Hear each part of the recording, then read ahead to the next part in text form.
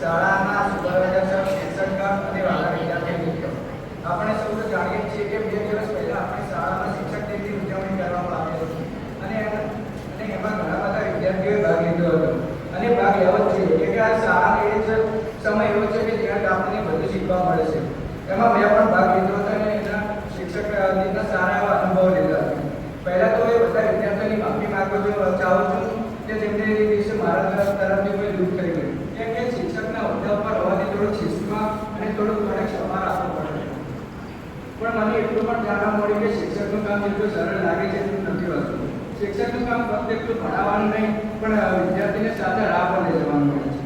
જ્યારે હું ભણાવતો હતો ત્યારે જ્યારે કોઈ પાછળથી કોઈ જોખલો અવાજ કરતો હતો મને બહુ ગુસ્સો આવતો હતો. ત્યારે મને ખબર પડી કે જ્યારે મારા ક્લાસમાં કોઈ શિક્ષક ભણાવવા આવે અને હું પાછળથી કૂતરા બિલાડાનો અવાજ નીકળીને એમને હેરાન કરું ત્યારે એ શિક્ષકને કેટલું લાગતું છે. આપણે તો ફક્ત 40-50 વિદ્યાર્થીઓની વચ્ચે બેસીને અવાજ કરીએ છીએ, પણ એક દિવસ એ શિક્ષકની જગ્યાએ જઈને જુઓ કે જેમને એ બધા વિદ્યાર્થીઓને ભણાવતા હોય છે અને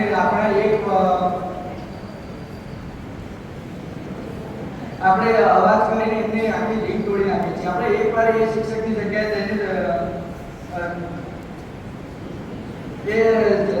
જઈને જુઓ કે તમારે એક બેના કારણે કેટલા વિદ્યાર્થીઓનું ભણવાનું બગડે છે.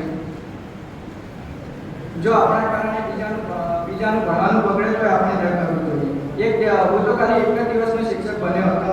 જ્યારે કોઈ છોકરો અવાજ કરતો હતો ત્યારે મને ડિસ્ટર્બ થતો હતો. ત્યારે મને એ વાતનો અહેસાસ થયો કે મારા ક્લાસમાં શિક્ષક ભણાવવા આવે ત્યારે હું અવાજ કરીને તેને ડિસ્ટર્બ કરતો હતો. ત્યારે એ ટાઈમે તેમને કેટલું ડિસ્ટર્બ થતું હશે અને મારા એકના કારણે બીજા કેટલા 40-50 વિદ્યાર્થીઓનું ભણવાનું બગડે છે. જ્યારે કોઈ વિદ્યાર્થીએ એ દિવસે મારા સાથે કોઈ બદતમીજીની વાત કરે તો મને ખોટું લાગતું હતું. મને એ દિવસે ખબર પડી કે જ્યારે હું એક વિદ્યાર્થી હોવાથી એક શિક્ષકને ઊંચા અવાજે વાત કરું ત્યારે એ શિક્ષકને કેટલું થતું હશે કે આપણે સ્કૂલના કારણે આપણને બોલે છે તો પણ આપણે એનું સહન કરતા નથી અને આપણે એમના તરફ ઊંચા અવાજથી વાત કરીએ છીએ. તો એ તમામ શિક્ષકગણની માફી ચાહું છું કે જેમને મારા તરફથી કોઈ તકલીફ પડી હોય કે મારા તરફથી કોઈ દુઃખ થઈ હોય. અને તમામ વિદ્યાર્થીઓને એટલું કહેવા માંગુ છું કે આ સ્કૂલ ટાઈમ એક એવો ટાઈમ છે કે જેથી આપણને બધું શીખવા મળશે, ભણવાની સાથે સાથે સંસ્કાર પણ અહીંથી શીખવા મળે છે. તેથી આપણને જે શીખવા મળશે તે અહીંથી શીખી લેજો, કેમ કે આ સમય પણ જતો